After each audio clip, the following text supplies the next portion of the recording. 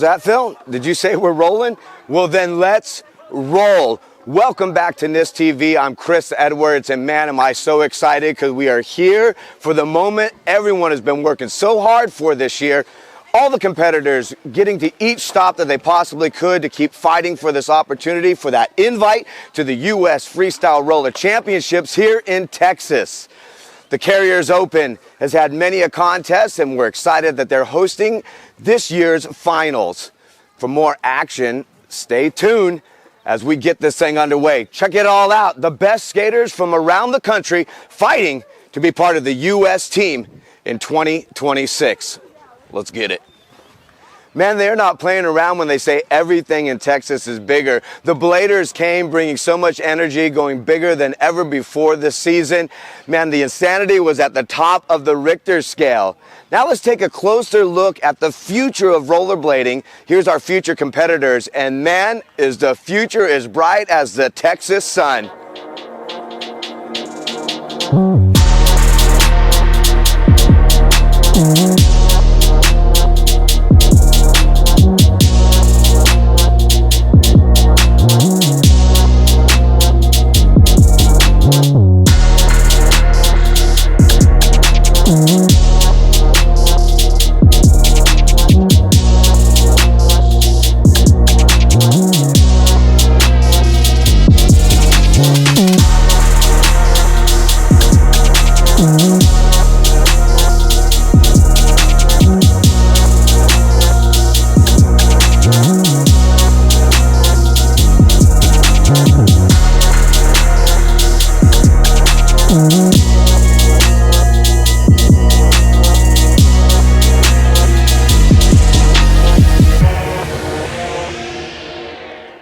Oh man, someone tossed me some shades because the future is so bright for rollerblading. Looking forward to these young individuals as they climb up the ranks. Speaking of ranks, it's time to get to the top U.S. females in the Blades division. Check out these highlights. One of them, maybe many of them, will be representing the United States at the World Skate Games in 2026. Peep it.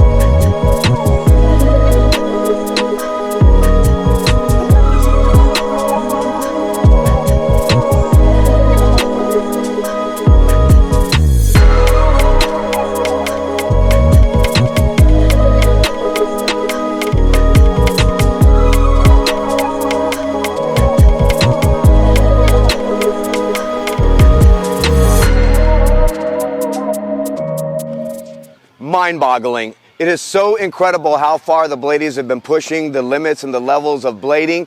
Unbelievable. I couldn't be more proud.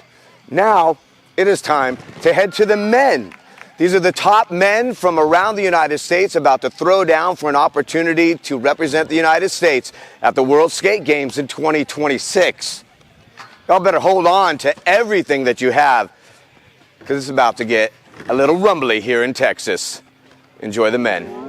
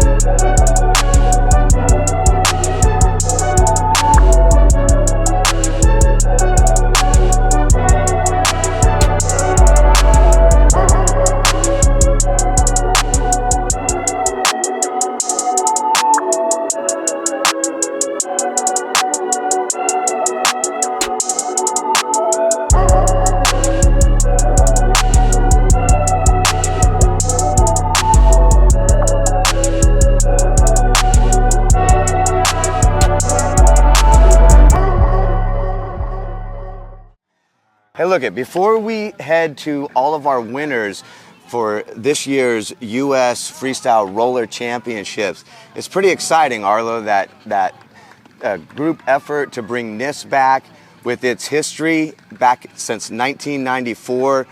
You and I were both blessed to walk away from that one as champions. That's right. It's just wild to think over 30 years ago. I don't think anybody's winning a Sea-Doo here at this one. Yeah, or changed a little bit. Or a year's worth of tacos and burritos. Taco Bell, yeah. Quality tacos at less prices. No, but together we're hoping to help rejuvenate the sport, give all of today's athletes an opportunity that we were once blessed with. It's really exciting to be a major part of it. But I'm excited to hook up with you, and it feels very nostalgic for me to be back in Texas. Yep. Because I vividly, like, the older I get, I start forgetting things, but I still vividly remember meeting you back in like 1992 at Jeff Phillip Skate Park. Yep. And that was the time when, like, I felt like there was only a few of us that did it. You know, it was so 100%. rare to find someone else. And I remember chasing you around Jeff Phillips. That was the first time I ever saw grinding on rollerblades. We were skating around Jeff Phillips, and then you actually switched to a different pair of skates that had all little wheels on them. Yeah. So I don't know how good they were for actually skating. I'm sure you were sliding across the flat bottom. But then you would go up onto the bold quarter pipes and just like do front sides and back sides all the way around. Yeah. And that changed my world, my whole worldview right there. Yeah, that was right when Jess and I were starting to experiment with the smaller skateboard wheels. And then, you know, I was able to grab the front sides and the back sides in. But what I don't know if everybody knows, but if you're in rollerblading, then you should know that Arlo then was inspired to move out to California. Well, at that event, I asked you guys. I think Jess. I was talking to Jess and Angie, and I'm like, hey, you know, this is my life. It's all I care about. It's all I want to do. How do I do what you guys are doing? Yeah. And they're like, if you're serious about rollerblading, if you're serious about making a career doing it, the only place to do it is in Southern California. And so then that was what, as you said, inspired me to get a ticket and move out there. Yeah, and man, you really started lighting up, and you started adding so much to the industry and the community, not only through skating, but like your commitments and contributions to Daily Bread magazine. And then what you all should know is that Arlo then was in SoCal, getting inspired by many, and with Corey Miller, you guys together kind of created the Soul Grind, which was... Yeah, it was Corey Miller, Chris Mitchell, Brooke, probably Pat was there, and myself, and we were just skating like the curbs in Santa Monica. And, you know, we already were doing Macchios, and we were trying like different variations on that. Yeah. And so, of course, Soul is one of the first, most intuitive things. And so we were all trying to do the Soul Grind, which didn't have a name yet. We didn't know what it was going to be called. I think Corey was probably the first one that actually locked it and was grinding it. But so, yeah, it was kind of a group effort there to develop the Soul Grind. But in 1993, issue number 2 of Daily Bread. So I got the first photo doing it, and we named it. And there was a real discussion as to whether it should be called a Smith Grind, borrowing language from skateboarding, or something new that was, you know, unique to rollerblading. And that ended up being the Soul Grind. Yeah. Which is was the right call. And is one of the foundational, still remains as one of the foundational grinding tricks in rollerblading. But you also brought in the alley-oop soul. What is there any other tricks that fast slide? Okay. Yeah, the fast slide. I named and did fast slides. Yeah. And so how cool, Chris, that from humble beginnings, right, that now we're back here where you and I first met, and now we get to crown a new U.S. champion. Yeah. It's really, it's exciting to see the entire journey and where it's led. I'm half the time speechless. It's so honored to be here, and the universe's irony that bringing it back would end in Texas, where basically it all began. Yeah, it's so cool, full circle. Enjoy the future. It's time to check out the winners.